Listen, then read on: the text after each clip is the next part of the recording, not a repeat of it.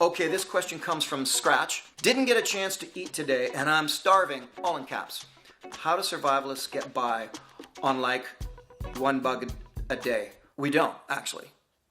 The reality of a survival situation is you spend most of your time groveling for food. Everybody thinks you're going to make a bow and arrow out of a piece of thread and a bobby pin. It ain't gonna happen. Going hungry is not that big of a deal. Without water, you're in big trouble. Without food, you've got a couple of weeks before you're in real trouble. So when I'm in a survival situation and I've got no food, what ends up happening to me is I become really lethargic. That's the downside of no food. You lose your energy, but you don't die instantly. Hey, I'm Les Stroud, and this is Survivalist Support.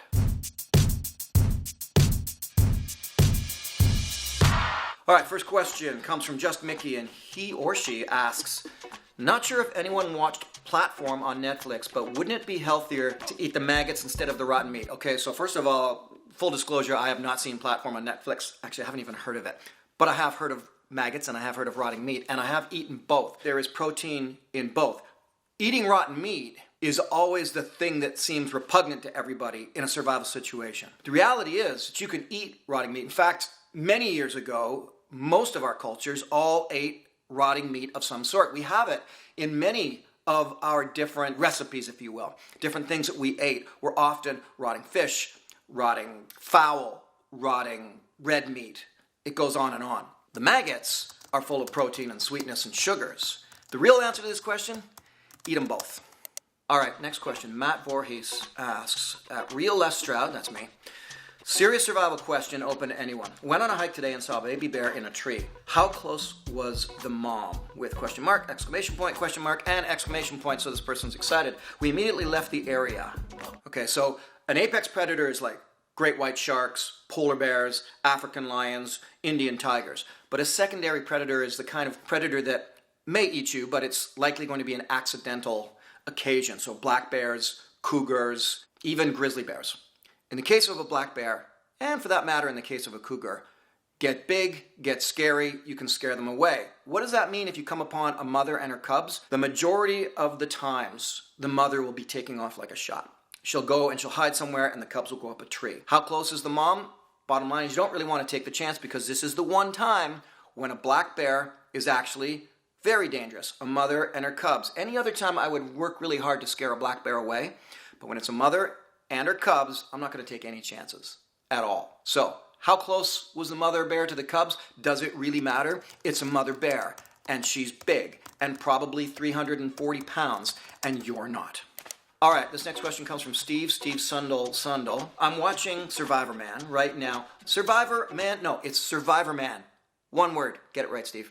I'm watching Survivorman right now, and I still have a lingering question for survivalists. Why not just always bring a Bic lighter with you? You know what, Steve? I've got the same freaking question. If you're going to go out in the wilderness, take a Bic lighter with you every single time. Why not? I agree. Why not? Always do it. Okay, this next question comes with a photograph from Frosty. Hey, Les, how do you like my first attempt at spoon making? It's beautiful, Frosty. It's a thing of beauty. It's a work of art. And I got to tell you this story. When you take a survival class, the first thing you ever make is not a shelter. It's not a deadfall or a trap or a snare. It's not a bow and arrow. It's a carved out wooden spoon. That's the first thing we always teach in survival class is how to carve out a spoon. Then we go on to trap some animals or gather some wild edibles, and then the spoon comes in handy. What we always want to do when we're teaching survival, those of us who are survival instructors, is get people comfortable with their hands, with building things, with cutting things, with nature, but especially with using knives. It's incredible how often I will see people in a survival class with no knife using skills whatsoever. Later, when you're trying to carve out larger objects, when you're making deadfalls and snares and traps and bows and arrows, you're much more handy with the knife. All right, next question comes from Arian Buck at Real Les Stroud. How do you keep the camera batteries charged during your excursions? I get that question a lot. In fact, I get a lot of questions about my camera gear and field technique, and I love those questions because as a filmmaker, I enjoy sharing my creativity and how I came about it. And one of the biggest issues in filming Survivorman, and indeed in filming my adventures before Survivorman, was keeping batteries charged. I spent a year living in the woods and made a documentary called Snowshoes and Salted. And I literally took with me a car battery and a solar panel, charged the car battery during the day, and at night, with the little adapter, charged my camera batteries, and that got me through a whole year. But it's way different now. I can put in a small pack on my hip enough battery power to last me a week easily. The batteries got small, they got long lasting, so I just charge everything up at home and take a bunch in with me, and it's actually not too heavy anymore. Steve Schwinghammer, it's really hard not to comment on that. Steve Schwinghammer, how do you prepare for a trip? Do you binge in the morning before to stay full as long as possible, or would that cause problems? Great question. I don't get this question very often, so I want to answer it honestly. I don't prepare at all. And the reason why I don't prepare at all is because when I'm going out to film, I want it to be as real as possible. I know I'm going out, I know I'm making a film, and I know I'm eventually going to go home. So that nullifies some of the reality of being in a survival situation. So if I were to also prepare by either gorging on food or slimming down and trying to make my stomach smaller so it doesn't hurt as much when I'm in the woods, either way, both of those ways in my mind are cheating. Because when you get lost in the woods, you don't prepare the night before thinking, I'm going to be lost tomorrow. And so I needed to have that reality there, so I didn't prepare at all. I just go in as I go in. If I had a big breakfast that morning, great. If I didn't, I didn't. 2Post1 asks, Les, how do you disinfect your hands in the wild after handling meat you're about to cook? In this very disinfected society, I struggle because I believe and agree with science that points out that we have a lot of bacteria that is healthy and that we need. Now, out in the wilderness, there's even more of that healthy bacteria and even less of the nasty stuff we're going to get in the grocery store from a shelf. So I'm a big supporter of getting outside and getting dirt up your fingernails and being part of the bacteria that's in nature. So to answer your question, 2Post1, I don't disinfect my hands after handling meat I'm about to cook in the wilderness. In fact, I eat a lot of the wild meat I might catch or come upon raw, like carpaccio or sushi. I don't disinfect my hands, I go with the flow. I believe that it's actually made me stronger over the years. Chad Harmon asks, how do you keep from inhaling a ton of smoke when starting fire? It killed me the few times I tried, and I'm a smoker. You kind of don't. There is one trick when I'm doing the fire bow and I'm blowing into the embers and all that. You breathe, you just turn to the side. It's like, or if I'm down and I'm trying to get a fire going on the ground, getting it started again, it's like, so otherwise, absolutely, I've gone and choked and sucked in so much smoke. And meanwhile, you're trying to get your fire going. So not a good time to stall. So there's not a really great answer to that question other than turn to the side and breathe, dude. Krista wants to know, at Real Les Stroud, the following is suddenly driving me nuts. How does Survivorman brush his teeth while out there for 7 to 10 days? Or does he? Oh, you're never going to want to kiss me because I don't. I mean, I'll use my finger. Sometimes you can take roots, like spruce roots and things, and kind of do like a, cleaning of your teeth. But mostly, you're out in the bush. You ain't cleaning your teeth. And yeah, it is kind of gross. At Trabant Girl, Les Stroud, if you truly only had one single pick at a survival tool, what would you pick no matter what the terrain? Easy answer, and I get this question a lot. I would have a way to start a fire. Now, oh, no, you gotta have a knife. No, you need an axe. Starting a fire is probably the most difficult thing in a survival situation. I don't want to rub two sticks together. Fire is just one of those things that serves so many purposes that I feel that the best survival skill is knowing how to get a fire going. So, my number one tool, a method to start a fire, preferably a butane torch lighter style.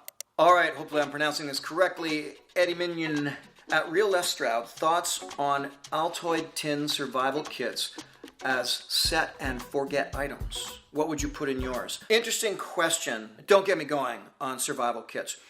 Here's the first way I want to answer this question, though, is to say, if you're going to have a survival kit, do not buy it off the shelf. Don't do it. Turn away, walk out of the store. Come back when you're ready to seek out your own items for your survival kit. Pick the things that are high quality, know that you know how to use them, learn how to use them, put your own kit together. That's the answer I will always give as far as which is the best survival kit to have. It's the one that you make yourself with items you've sourced that you know how to use. Because anything else is just a case of trinkets. You open it up, most of it's probably going to be junk if it's bought off the shelf, and half the time you won't even know how to use them. So that's my answer. Build and keep your own survival kit. All right, this looks like a serious question. Mr. Hamtastic wants to know, what would you say to someone who wants to take a year or so and walk the Great Trail through Canada? Any advice on planning or anything? I could go on for the next hour on giving you advice on this one. Do it. Don't hesitate. Do it. Don't think about making money over that period of time or the money you have to make before you go in or what you're coming out to.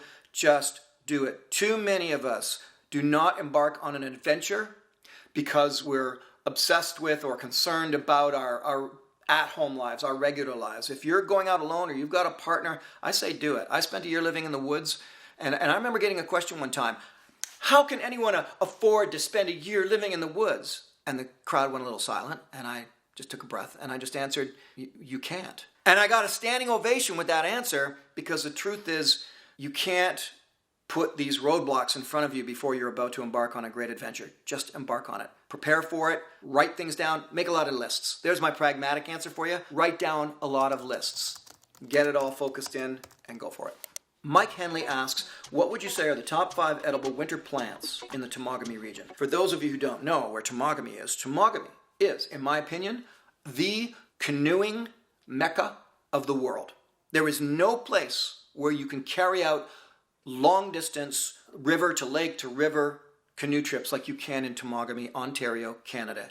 It is stunning there, and not very many people go there. It's not a major national park kind of situation. So you have stunning vistas, amazing canoeing, and not very many people there. It's fantastic. So it's a great question to ask, but it also leads me down another road. Top 5 edible winter plants in the Temagami region. This is a tricky answer because, as I like to say, in a survival situation, if you're not on a tropical island, it's pretty hard to be vegan. It's pretty hard to be vegetarian. It's almost radically impossible. So you need to be able to, in a winter situation in Temagami, catch game, like snowshoe hare, which are easy to catch. Just the same, to answer your question, Mikey, certainly cattail is always a good winter one because you can, if you can, get through the snow, through the ice, down to the bottom, through the freezing cold water. The growth for next year is down there. And they can be anything from 1 inch to 6 inches long. And it's a beautiful, edible, it's kind of like a cucumber. Other than that, you're reduced to a lot of wild teas, spruce teas, pine tea, willow tea, birch tea. Boy, that's about it. It's hard to gather wild edibles in the wintertime in northern Canada. But go to Temagami, you'll love it. Okay, with the radically esoteric and creative web name of Graham, he asks, I've got a long trip in the Scottish Highlands in winter. What should I pack in my car for an emergency? Whoa, great question, Graham. I can't say this enough that, when I teach about having survival kits, there's my personal survival kit, there's the group survival kit if I'm traveling with people. I'm also teaching survival kits for in the home survival kit. But what's often overlooked, and it's so easy, is a car survival kit for emergencies. So really the first thing you need for your car is, one of those sort of bins, plastic bins with a nice tight-fitting lid. Size-wise, enough that could take 12 bottles of wine or 24 bottles of wine, about that big. And in that, you pack everything you think you'll need. Some way to start a fire, way to cook and boil water, insulation material like a sleeping bag or something like that. It's your car. You can set up an emergency kit for your car and just leave it and forget that it's even there. And that afternoon that you decide to take that shortcut because it's going to be so cool. Oh, I wonder what that's going to be like over there. And that's where you get the flat tire and you notice that your spare's also flat. You're going to thank me for having a car survival kit. So what should you pack in it? Use your own sort of powers of intuition and ingenuity. What do you think you need if you were stuck with that car on a remote hill in the Highlands of Scotland? Kathleen Stokes Phillips asks, gotta ask you the silliest question. Well, actually, she's asking it all in capitals, so. Gotta ask you the silliest question. Where do you find toilet paper to go poo? LOL. Depending on where you are, usually the best toilet paper in the woods is moss. Most of the moss you'll find, if not all of it, is not poisonous to the touch. Leaves are tricky. You do not want to wipe your butt with poison oak. You do not want to wipe your butt with poison ivy. You do not want to wipe your butt with a cactus plant. So, find moss. Best toilet paper. In fact, my favorite kind of moss, which Sadly for the lower 48, you can't really get, but up in the boreal forest, there's a moss called sphagnum moss. And for years, it was actually used by indigenous cultures as their diapers, as their toilet paper. It has antiseptic qualities to it. It's my favorite toilet paper. It's soft and it's good whether it's moist or dry. And that's where I should stop there or it's going to become too much information. Jelana Kia, oh, I like that name. At Jelana Kia asks, if perfect balance isn't part of your survivalist skill set, how are you going to make it past your 70s? Good point. You might not do so well, and that's why I still to this day, and for the sake of a guy with a back that is beaten up by carrying canoes, heavy packs, and playing hockey, I still do yoga every single day because balance is important. Something that's overlooked in a survival situation is one of the key components of whether or not you will survive something is actually your fitness level.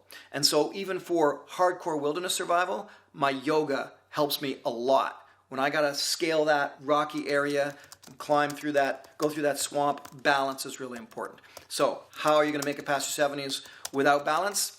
With difficulty. Hey everyone, thank you so much for the questions. Obviously some of them were silly and some of them were serious. And I like approaching survival that way anyway, because the thing is you gotta laugh. If you're in a survival situation, remember, there is only one thing you wanna do.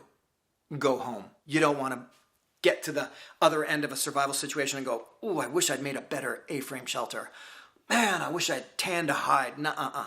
You wanna go home in a survival situation. So humor is important to keep your spirits alive. I'm really grateful for these questions. They've been great.